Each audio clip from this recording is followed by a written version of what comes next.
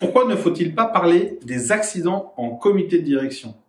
Sujet un peu provoque, hein. On préfère vous prévenir parce que non, certains n'ont pas de, non, mais on dit ce qu'on a à dire. Certains n'ont pas de premier degré, pas de deuxième degré, Oui. pas de troisième degré. Faut pas parler d'accident. Warning. On parle pas d'accident au codir parce que si on en parle, ça veut dire qu'on n'a pas abordé Les autres sujets. les sujets qui font qu'on n'a pas d'accident. Voilà, inévitablement. Donc c'est bien de sortir des stats en plein codir. Voilà où on en est, 12 accidents ce mois-ci au lieu de 1. Ouais, voilà, c'est l'histoire de la vache et du train.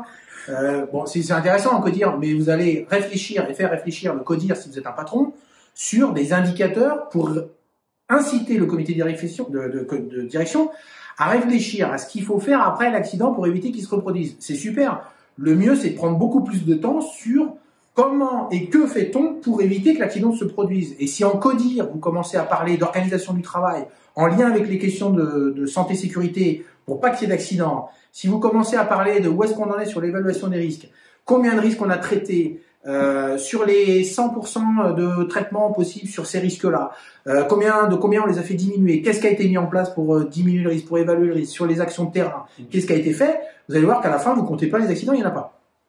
C'est hyper simple. Donc arrêtez de vous focaliser, et ça me fait penser quand je dis ça à des panneaux d'affichage qui sont dans les ateliers où il y a en gros machin énorme le nombre d'accidents qu'il n'y a pas eu ou le nombre d'accidents qu'il y a eu, et tout en bas il y a une petite ligne 12 quarts d'heure sécurité, et puis en fait c'est l'inverse. Mettez en avant la partie préventive, c'est-à-dire ce que vous mettez en œuvre pour éviter les accidents, c'est de ça qu'il faut parler, pour voir si c'est bien mis en œuvre, si c'est sur le fond et la forme correctement mis. C'est peut-être parce que vous le faites pas que vous n'avez rien d'autre à dire. Et que du coup, on se focalise sur c'est ce qu'on appelle l'indicateur curatif, et c'est la fameuse blague de la vache et du TGV.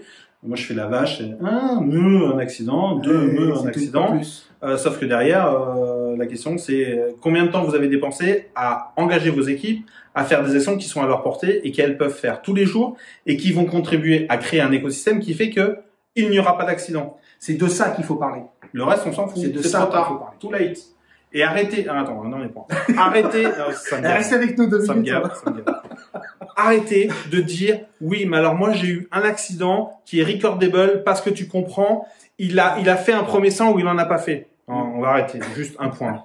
Il y a eu un accident ou il y en a pas. Retenez-le. Non, mais il y a un accident ou il y en a pas. Il y a pas. La question qui est de savoir il s'est fait une égratignure ou il s'est fait les 3 tendons, c'est plus de votre ressort. Par contre, la question, c'est pourquoi il y a eu un accident. Et donc, traitez les événements comme des événements. Et arrêtez de commencer à découper le cheveu en 18 en oubliant que le cheveu est dans la soupe. Faites en sorte qu'il n'y ait plus de cheveux dans la soupe. Ok? Parce que sinon, vous allez pas traiter les sujets là où ils doivent être. Vous allez vous perdre dans un labyrinthe au lieu d'être focus que vous ne maîtrisez pas. Donc, commencez par vous demander comment on fait pour ne pas avoir de cheveux dans la soupe, comment on fait pour ne pas avoir d'accident. Et la question qui est de savoir quelle est la longueur de l'accident ou quelle est la longueur du cheveu, c'est absolument pas le sujet.